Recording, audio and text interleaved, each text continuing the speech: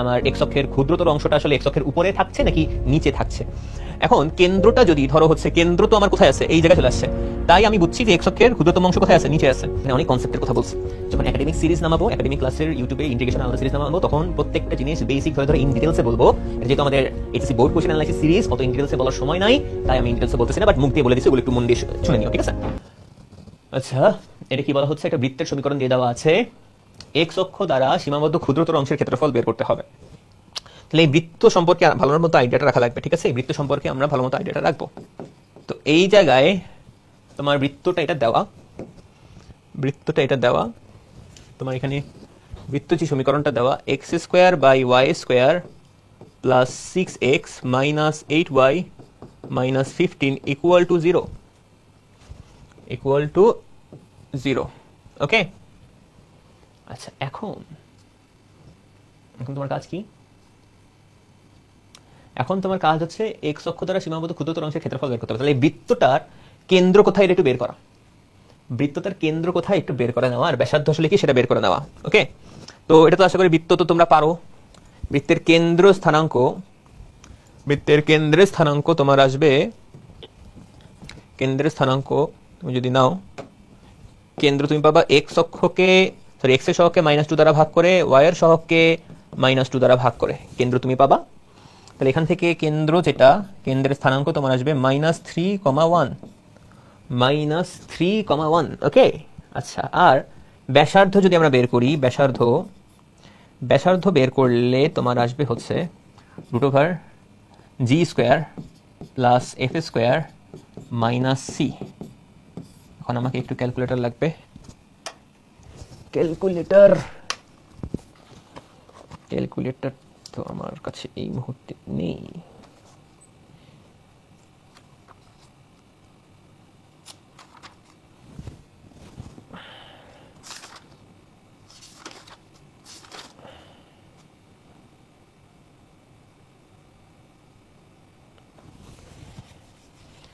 আচ্ছা, ক্যালকুলেটর হচ্ছে √6² plus 2² plus 2² minus plus 15। আচ্ছা, √55, এটা মানে 7.41, ওকে? আচ্ছা, এটা দিয়ে আমি বুঝতে পারি কি? এটা দিয়ে আমি বুঝতে পারি হচ্ছে যে আমি যদি এক্স অক্ষ ওয়াই অক্ষ দেই, এক্স অক্ষ আর ওয়াই অক্ষ যদি দেই, এটা খুবই মনোযোগ দিয়ে দেখতে হবে, খুবই মনোযোগ দিয়ে, এটা না বুঝলে ঝামেলা আছে, ওকে? অসাধারণ একটা প্রবলেম। তো এক্স অক্ষ ওয়াই অক্ষ দিলাম, আমি এক্স অক্ষ ওয়াই অক্ষ দিলাম। এক্স অক্ষ ওয়াই অক্ষ দেওয়ার পর আমি কেন্দ্রকে খুঁজবো। কেন্দ্র হচ্ছে -3,1। কেন্দ্র যদি -3,1 হয়, তাহলে মানে কত? যে 1, 2, 3, এই যে -3,1, ওকে? এতটুকু আমার জন্য 1, আমি জানি এতটুকু আমার জন্য 1। এবং এই জায়গায় পাওয়া যাবে বৃত্তের কেন্দ্র, তার মানে বৃত্তটা এই বিন্দু থেকে কত পরিমাণ দূরে? মিনিমাম ওই যে 7.41 পরিমাণ দূরে, 7.41 পরিমাণ দূরে, 7.41 পরিমাণ দূরে, 7.41 পরিমাণ দূরে যে তোমার মনে করো একটা বৃত্ত জেনারেট করবে। 7.41 পরিমাণ দূরে যে একটা বৃত্ত জেনারেট করবে। 7.41 পরিমাণ দূরে যে ওই কেন্দ্র থেকে 7.41 পরিমাণ দূরে যে একটা বৃত্ত জেনারেট সে করে ফেলবে। তাহলে 7.41 পরিমাণ দূরে যে যেহেতু বৃত্তটা বানায় ফেলতে পারবে, তো তুমি বুঝতেছো কি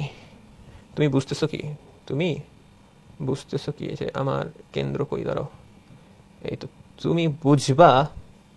তুমি বুঝবা যে আমার যে বৃত্তটা আমি পাচ্ছি, সেই বৃত্তের ক্ষুদ্রতর অংশটা, ওকে? সেই বৃত্তের ক্ষুদ্রতর অংশ আসলে এক্স অক্ষের নিচে অবস্থান করছে। এই তো ইম্পর্টেন্ট একটা পার্ট, বৃত্তের ক্ষুদ্রতম অংশ এক্স অক্ষের নিচে অবস্থান করছে, ওকে? এক্স অক্ষের নিচে অবস্থান করছে, ক্ষুদ্রতম অংশ এক্স অক্ষের নিচে অবস্থান করছে। এটা আমরা ব্যাসার্ধ থেকে আসলে ইজিলি পেয়ে যাচ্ছি, ব্যাসার্ধ দেখে। ক্লিয়ার জিনিসটা? এখন আমাদের কাজ হবে কি? এটার ক্ষেত্রফল বের করা, এটা তো প্রধান কাজ। তো ক্ষেত্রফল বের করার জন্য অবশ্যই এক্স অক্ষের সাহায্য নিব। আমাকে এই দুইটা পয়েন্ট তো জানা লাগবে। এটা হবে আমার জন্য লোয়ার লিমিট, এটা হবে আমার জন্য আপার লিমিট। এই পার্টটার ক্ষেত্রফলটা আমি পেতে চাই, এই পার্টের ক্ষেত্রফলটা পাওয়ার জন্য ওই যে আমার রিজিয়নটা কোনটা, যে নিচের পার্টটা কাজ করছে, নিচের অংশ নিয়ে আমার কাজ করা যাচ্ছে, নিচের অংশটা নিয়ে। তো নিচের অংশটা আমি বের করার চেষ্টা করবো, ওকে? তো আমাকে এই জায়গা থেকে y এর একটা ফাংশনকে বের করে আনা লাগবে, এখান থেকে y ইকুয়াল টু সামথিং বের করে আনা লাগবে। ওকে, y ইকুয়াল টু সামথিং, এটা আমাকে বের করে আনা লাগবে। এটা বোঝা যাচ্ছে কিনা দেখি। তাহলে আমরা এখন কাজ করি ওই y জিনিসটাকে নিয়ে আসার, আমরা এখন কাজ করি y কে নিয়ে আসার, আমরা কাজ করার চেষ্টা করি। ঠিক আছে, তাহলে আসো কিভাবে কাজ করা যায়। এটা খুবই দারুণ একটা problem. x square plus y square plus 6x minus 2y minus 15 equal to 0। তাহলে y কে বের করে আনার কাজ যদি আমরা করি, y কে যদি বামে রাখি, y square minus 2y, x গুলাকে ডানে পাঠাই দেই, তাহলে পাবা তুমি minus x square minus 6x minus এখানে গেলে প্লাস 15। অ্যান্ড দেন তোমার বাম পাশে তুমি কিন্তু একটা দারুণ ফরম্যাট পেয়ে যাচ্ছ, যে এখানে একটা 1 যোগ করলেই হচ্ছে, কাহিনী সুন্দর হচ্ছে। আর ডান পাশে তোমার কাহিনী সুন্দর করার জন্য x square minus 6x plus 16 বানায় দাও। বামে তুমি 1 অ্যাড করছো, ডানেও 1 অ্যাড করে দিয়েছো। বামে 1 ডানে 1 অ্যাড করে দিলা। এরপর বামে আর ডানে 1 অ্যাড করার পর তোমার কাজ কি হবে? বামে আর ডানে 1 অ্যাড করার পর তোমার কাজ হবে যে, রেকর্ড হচ্ছে তো ভাই? হ্যাঁ হচ্ছে, যাক। এরপরে তোমার কাজ হবে যে বাম পাশের পার্টটাকে লিখে দেওয়া y মাইনাস 1 এর হোল স্কোয়ার। আর ডান পাশের পার্টটাকে তুমি লিখতে পারবা কিভাবে? ডান পাশের পার্টটাকে যদি সুন্দর করে লিখতে চাই, ধরো মাইনাস যদি আমি কমন নিয়ে ফেলি, তাহলে ভিতরে লেখা যাবে x square plus 6x and then plus 16। Okay, আচ্ছা, এখন y মাইনাস 1 এর হোল স্কোয়ার ইকুয়াল টু তুমি পাবা কি? পাবা হচ্ছে minus of x square plus 2 into x into 3 লিখলাম, 2 ইন্টু x ইন্টু 3 লিখলাম। এখানে লেখা লাগবে 3 স্কোয়ার মানে 9 লেখা লাগবে, রাইট? আচ্ছা, এখানে একটা 16 ছিলই। তুমি যখন এখানে প্লাস 9 দিয়েছো, প্লাস 9 দেওয়া মানে মাইনাস 9 অ্যাড করা। অ্যাকচুয়ালি মাইনাস 9 তুমি দিচ্ছ, মাইনাস 9 তো এখানে ছিল না, তোমাকে আবার প্লাস 9 অ্যাড করে নেওয়া লাগবে। ওকে, তোমাকে আবার কিন্তু প্লাস 9 অ্যাড করে নেওয়া লাগবে।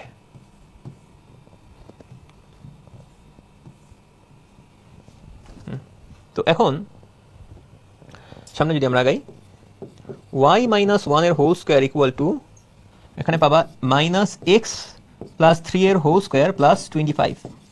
ওকে, এই তো সুন্দর একটা ফরম্যাট আসছে আমার কাছে। তাহলে এখানে পাবা y মাইনাস 1 এর whole square equal to 5 square minus x plus 3 এর whole square. Okay, and then তুমি এখানে পাবা হচ্ছে y মাইনাস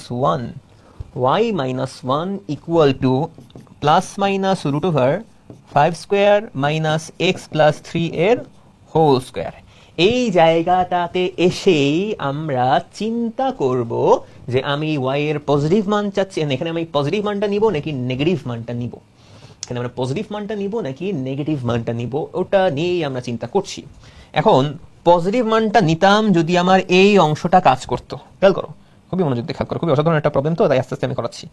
পজিটিভ অংশটা নিব যদি আমার এই অংশটা যদি ক্ষেত্রফল বানানোর জন্য কাজে দিত, মানে বৃহত্তর অংশ নিয়ে যদি আমরা কাজ করতাম, তাহলে আমরা প্লাস সাইন নিতাম। আর আমরা নিচের পার্টটা নিয়ে কাজ করছি, এক্স অক্ষের নিচের পার্টটা নিয়ে আমরা কাজ করছি, তাই এই জায়গায় আমরা নেগেটিভ মানটা নিব। এখানে আমরা নেগেটিভ মানটা নিব। আশা করি বুঝতে পারছো। একটা ব্যাপার বুঝো তুমি, যে এটার মান কখনোই কি হবে না, নেগেটিভ হবে না, তাই না? এটার মান কখনোই নেগেটিভ হবে না। এবং যদি নেগেটিভ না হয়, এটার মান কখনোই কি হবে না, সবচেয়ে ছোট মান কি হবে? 0 হবে। এটার সর্বনিম্ন মান কি হবে? 0 হবে, তাই না? এটার সর্বনিম্ন মান যদি 0 হয়, তাহলে এখানে জাস্ট থাকছে কি 5 স্কয়ার, মানে এখানে থাকবে কত? Just 5, right? এখন তোমার কি নেওয়া উচিত? y এর এখানে আসলে যতগুলা বিন্দু আসলে আছে, সবগুলা বিন্দু আসলে কি, সবগুলা বিন্দুর কোটির মান নেগেটিভ, সবগুলো বিন্দুর কোটির মান যেহেতু নেগেটিভ, তাহলে আমার y এর কোন মানগুলো নিতে হবে? নেগেটিভ মানগুলো নিতে হবে। কি বললাম একটু আগে পিছে করে দেখে নিবা বারবার, যেখানে অনেক কনসেপ্টের কথা বলছি। যখন একাডেমিক সিরিজ নামাবো, একাডেমিক ক্লাসের ইউটিউবে ইন্টিগ্রেশন আলাদা সিরিজ নামাবো, তখন প্রত্যেকটা জিনিস বেসিক ধরে ইন ডিটেলসে বলবো। এটা যেহেতু আমাদের HSC board question analysis series, অত ইন ডিটেলসে বলার সময় নাই, তাই আমি ইন ডিটেলসে বলতেছি না, বাট মুখ দিয়ে বলে দিচ্ছি, ওগুলো একটু মন দিয়ে শুনে নিও, ঠিক আছে? তাহলে আমরা নেগেটিভটা নিচ্ছি, এখান থেকে আমরা নেগেটিভটা নিচ্ছি। তো y ইকুয়াল টু 1, এই যে নেগেটিভটা নিচ্ছি, minus root over 5 square plus x plus 3 এর হোল স্কোয়ার। এই তো গেল। আমরা আমাদের ওয়াই মেইন ফাংশনটা পেয়ে গিয়েছি। ফাংশনটা পাওয়ার পর আমার কাজ হবে এই যে লোয়ার লিমিট আর আপার লিমিটটা বের করা। লোয়ার লিমিট আর আপার লিমিট বের করার জন্য আমরা জানি এই দুইটা পয়েন্টের কোটির মান হচ্ছে 0। এই দুটো পয়েন্টের কোটির মান 0 যেহেতু, তার মানে আমি কোটির মান 0 বলে ভুজের মান পাবো। কোটির মান 0 বলে আমরা ভুজের মান পাবো, ঠিক আছে? কোটির মান 0 বলে আমরা ভুজের মানটা পাওয়ার চেষ্টা করি। তো আমাদের যে ইয়াটা আছে, আমাদের যেই হচ্ছে এই সমীকরণটা x square plus y square plus 6x, x square plus y square plus 6x, okay, x square plus y square plus 6x minus 2y minus 15 equal to 0, minus 15 equal to 0। তাহলে এখান থেকে y equal to 0 হলে x এর দুইটা মান পাবো। y equal to 0 বললে আমরা পাবো x square minus plus 6x minus 15 equal to 0। তাহলে এখান থেকে x এর দুইটা মান আমরা যদি ক্যালকুলেটর চেপে একটু বের করি, মানে আমাদের এত সময় নাই ইয়ে করা আর কি, ক্যালকুলেটর চেপে যদি বের করি 1 6 মাইনাস 15, ক্যালকুলেটর চেপে বের করলে একটা আসে minus 3 plus root over 2 root over 6, আর একটা হচ্ছে মাইনাস 3 মাইনাস 2 রুট ওভার 6। এখান থেকে যেটা ছোট মান সেটা হবে আমার জন্য লোয়ার লিমিট, আর যেটা বড় মান সেটা হবে আমার জন্য আপার লিমিট। তাহলে আমার এখন মোটামুটি অঙ্ক শেষ। আমাদের যে এরিয়া যদি আমি পেতে চাই, ইন্টিগ্রেশন অফ x1 থেকে x2 y dx, x1 হবে আমার জন্য মাইনাস 3 মাইনাস 2 রুট 6, আর x2 হবে আমার জন্য minus 3 plus 2 root over 6, y আমার জন্য দেওয়া হচ্ছে 1 minus root over 5 square minus x plus 3 এর whole square, okay, into dx।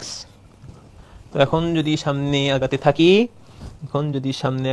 এখান থেকে তুমি পাবা minus 3 minus 2 root over 6 minus 3 plus 2 root over 6 1 dx minus of minus 3 minus 2 root over 6 minus 3 plus 2 root over 6 root over 5 square minus x plus 3 এর whole square into dx, okay.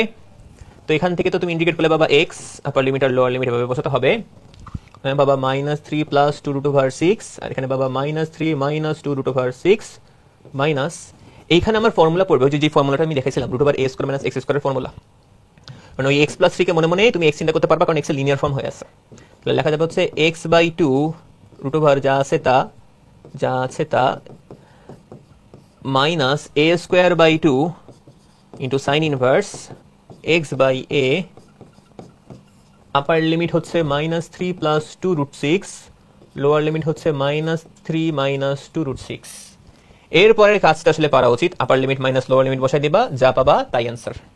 তো আমি concept আবার একটু ছোট্ট করে বলে দিই কি করলাম আমরা। সবার প্রথমে একটা বৃত্তের সমীকরণ দেওয়া আছে, এই বৃত্তের সমীকরণটা আমাকে বলছে যে x অক্ষ দ্বারা ক্ষুদ্রতর যে অংশটা আছে তার ক্ষেত্রফলটা বের করতে। তাহলে আমরা সবার প্রথমে কেন্দ্র আর ব্যাসার্ধটা বের করে নিচ্ছি, কারণ কেন্দ্র আর ব্যাসার্ধর কম্পারিজন করে আমরা বের করতে পারি যে আমার x অক্ষের ক্ষুদ্রতর অংশটা আসলে x অক্ষের উপরে থাকছে নাকি নিচে থাকছে। এখন কেন্দ্রটা যদি ধরো হচ্ছে, কেন্দ্র তো আমার কোথায় আছে, এই জায়গায় চলে আসছে, তাই আমি বুঝছি যে x অক্ষের ক্ষুদ্রতম অংশ কোথায় আছে, নিচে আছে। যেহেতু কেন্দ্র x অক্ষের উপরে আছে, তাই আমি বুঝছি x অক্ষের ক্ষুদ্রতম অংশ কোথায় আছে, x অক্ষের নিচে আছে। যদি আমার কেন্দ্রটা x অক্ষের নিচে থাকতো, তাহলে আমি বুঝতাম x অক্ষের নিচে থাকার অর্থ, কেন্দ্রটা x অক্ষের নিচে থাকার অর্থ আমার ওই বৃত্তটার x অক্ষের ক্ষুদ্রতম অংশ থাকতো x অক্ষের উপরে। তাহলে এই জিনিসটা মাথায় রাখো, কেন্দ্র যদি x অক্ষের উপরে থাকে তাহলে বৃত্তের ক্ষুদ্রতর অংশ থাকবে x অক্ষের নিচে, আর কেন্দ্র যদি x অক্ষের নিচে থাকে তাহলে বৃত্তের ক্ষুদ্রতর অংশ থাকবে x অক্ষের উপরে। তো কেন্দ্র x অক্ষের উপরে ছিল, তাই আমি বুঝছি আমাদের যে হচ্ছে বৃত্তের ক্ষুদ্রতর অংশ আসলে কোথায় আছে, নিচে আসলে আছে। ব্যাসার্ধ দিয়েও আরো ভালো মতো আমরা বুঝাতে পারছি যে এখান থেকে আসলে অ্যাকচুয়ালি ব্যাসার্ধ দিয়ে আমি বুঝাচ্ছি এই জিনিসটা এক্সটেন্ড করছে। যদি এমন হইতো যে ধরো এরকম একটা এখানে বৃত্ত এরকম ভাসমান অবস্থায় আছে, বৃত্তটা x অক্ষকে ছেদই করলো না, তাই না, তার কারণে আসলে আমরা এখান থেকে ব্যাসার্ধ নিয়ে একটু শিওর হলাম যে এইটা তো এক ছিল, আরো এক্সটেন্ড করেছে, ঠিক আছে। আচ্ছা গেল, মানে এটা যে বের করা ম্যান্ডেটরি তাও না, মানে তোমার যদি x অক্ষকে ছেদ নাই করতো তাহলে তুমি কখনোই আসলে আপার লিমিট আর লোয়ার লিমিট পাইতা না, কখনো সমাধানটা আসলে কি হতো না, সংজ্ঞায়িত সমাধান আসতো না। কোন সমাধানটা, এই মান তুমি আসলে সংজ্ঞায়িত মান তুমি কোনো পাইতা না যদি আমার বৃত্তটা x অক্ষকে না ছেদ করতো। আচ্ছা যাই হোক, এখান থেকে আমরা বুঝতে পারলাম বিষয়টা কি। বোঝার পর এই জায়গা থেকে আমরা যে ফাংশনটা বের করতে হবে, y এর মানটা বের করতে হবে, আমরা y বের করছি। y বের করার পর এখান থেকে একটা কনসেপচুয়াল কাজ করছি। কি কনসেপচুয়াল কাজ? আমরা বুঝছি যে উপরের অংশটা যদি নেওয়া হতো রিজিয়নের মধ্যে, ক্ষেত্রফলের মধ্যে, তাহলে আমাদের নিতে হতো প্লাস পার্টটা। কারণ আমার উপরের পার্টটাই ওয়াই এর মান বা কোটির মান আসলে কি সব পজিটিভ, তাই না? তো কোটির মান পজিটিভ বানানোর জন্য আমার আসলে কি পোর্শনটা নেওয়া উচিত, প্লাস মানটা নেওয়া উচিত। আর আমি দেখতে পাচ্ছি আমাদের ডিজায়ার যে রিজিয়নটা সেটা আসলে এক্স অক্ষের নিচে আছে, যেহেতু এক্স অক্ষের নিচে আছে তাই আমি বুঝছি প্রত্যেকের কোটির মানটা কি হবে, নেগেটিভ হবে। আর কোটির মানটা নেগেটিভ পাওয়ার জন্য আমরা আসলে মাইনাস এটা নিয়ে নিয়েছি। এরপর নর্মাল জিনিস, আপার লিমিট লোয়ার লিমিট বের করেছি, ফর্মুলা অ্যাপ্লাই করেছি, জাস্ট ফর্মুলা, কিচ্ছু না।